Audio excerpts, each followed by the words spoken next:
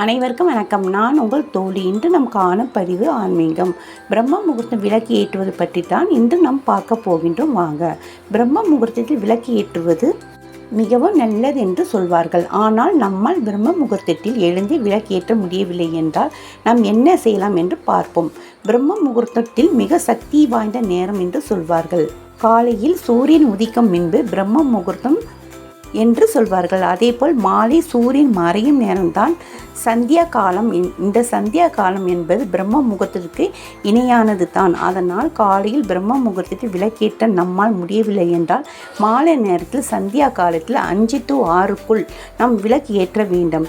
தினம் 3 விளக்கு ஏற்றி நாம் வழிபாடுகள் செய்தால் ராஜ யோக வாழ்க்கை நமக்கு கண்டிப்பாக கிடைக்கும்.